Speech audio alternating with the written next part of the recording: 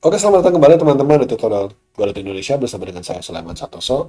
Jadi kalau di video sebelumnya teman-teman kita sudah belajar bagaimana cara kita mengekspor game kita ke inch.io. Tapi di sini ada sedikit masalah, yaitu adalah screen size-nya kita ini nggak sesuai dengan screen size yang kita punya di Godot, dan akibatnya game kita ini jadinya tampil tidak tampil seperti yang kita harapkan. Nah, gimana caranya supaya game kita ini bisa tampil walaupun mungkin ukuran layarnya berubah-ubah? Nah, itu yang kita bahas hari ini. Oke, mari kita balik lagi ke Godot aja. Teman-teman, hal yang sama sebenarnya bisa kelihatan kalau saya jalankan game kita langsung di Godot seperti ini.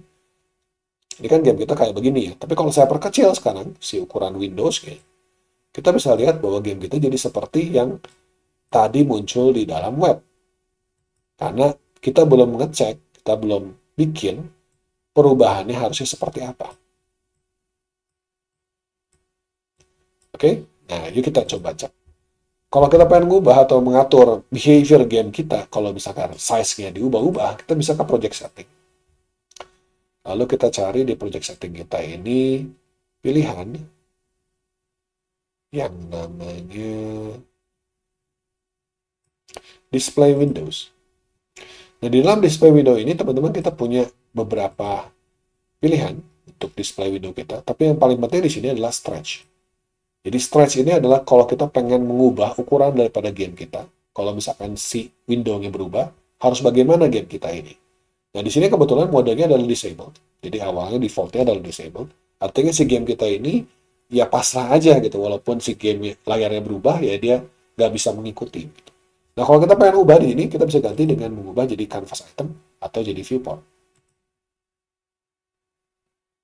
Nah, kalau kita lihat di Godot documentation lebih kelihatan ya teman-teman, di stretch mode disabled, kita bisa lihat ukuran daripada gambarnya nggak berubah-ubah, nggak ada efeknya gitu ya. Tapi kalau kita lihat di stretch mode di sini, stretch mode ini canvas item nih, stretch mode canvas item, ini kayak gini teman-teman.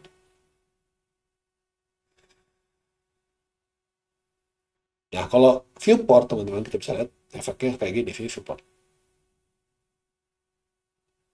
Beda ya. Di sini kan kalau kita lihat yang di canvas item, dia jadinya ada bisa jadi terjadi yang namanya artifak di sini gitu kan.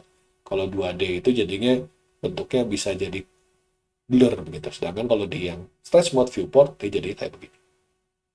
Nah, jadi ini tergantung dari keperluan teman-teman pengennya yang mana, mau 2D, mau viewport. Kita balik lagi aja. Kita di sini coba dulu pakai canvas item ya, canvas item dulu. Aspeknya kita keep. Kalau kita keep di sini saya jalanin dulu. Nah, ini game saya. Kalau saya kecilin teman-teman sekarang, kita bisa lihat game saya mengecil dan semuanya mengecil. Sehingga walaupun ukuran layarnya dikecilin, kita akan punya game yang sama persis. Jadi walaupun kita mainnya di kita mainnya misalkan di desktop atau di web, ya game kita ya bentuk layarnya seperti itu juga, itu nggak berubah-ubah. Ini kalau saya pilih dia canvas item dan dia keep. Karena dia keep, dia akan sesuaikan si aspek rasio. Jadi panjang kali lebarnya itu bakal sesuai. Nah, sekarang kita lihat pilihan yang lain ya. Kalau pilihan lain selain keep, kita punya keep width dan kita punya keep height. Kalau keep width berarti width-nya, lebarnya itu akan tetap selalu. Teman-teman perhatikan ya, ini lebarnya kan segini. Kalau saya kecilin lebarnya, dia akan seperti ini.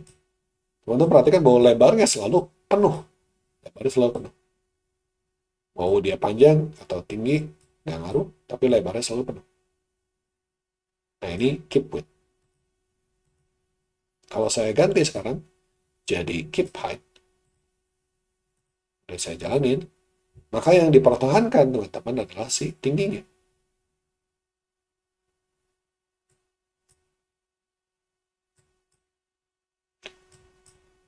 Dia akan tetap tingginya seperti itu. Oke?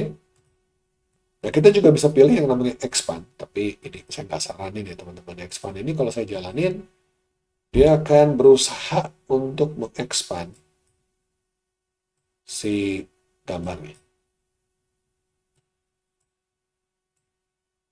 Teman-teman bisa lihat ya, jadinya si ada area-area tertentu yang harusnya nggak kelihatan jadi kelihatan. Gitu.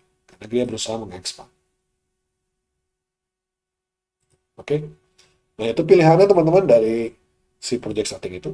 aspek ini selain curve short term juga ada viewport kan tadi ya. Kalau viewport kita lihat bedanya apa. Kebetulan kalau di game yang saya ini nggak gitu kelihatan beda ya teman-teman, karena dia cukup tajam gitu ya dampaknya. Jadi nggak gitu kelihatan beda. Jadi dengan perubahan yang tadi di dalam si project setting ini, ya kalau kita ubah dia jadi canvas item atau dia jadi viewport, maka dia jadi sudah bisa untuk ngikutin ukuran si game kita. Jadi kalau saya jalanin sekarang, seperti ini kan udah ngikutin ya. Dan kalau sekarang nanti saya export lagi, saya export kembali game saya.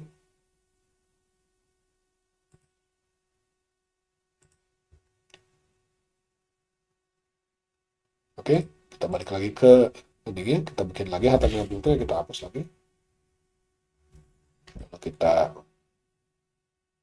build lagi.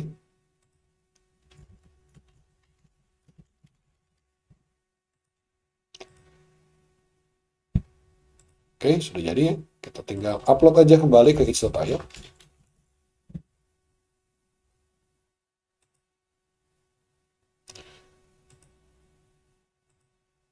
Kita ke dashboard saya.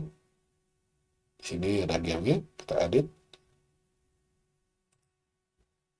Nah, ini kan game yang kemarin yang tadi ya, game-nya ya. Kita akan ubah aja di bagian HTML build-nya. Kita load baru.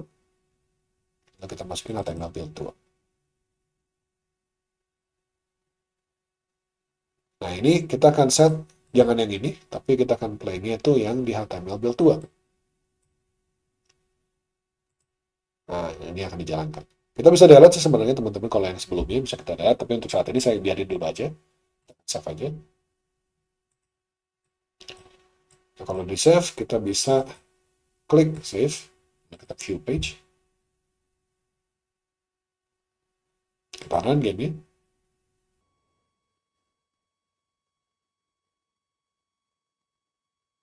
Dan sekarang kita akan punya game yang sudah sama tampilannya dengan tampilan yang muncul di dalam Godot kita. Oke? Ya, aku rasa cukup dulu deh sampai sini untuk video kali ini. Semoga bermanfaat buat teman-teman sekalian. Dan kita ketemu lagi di video-video selanjutnya. Terima kasih banyak atas perhatiannya.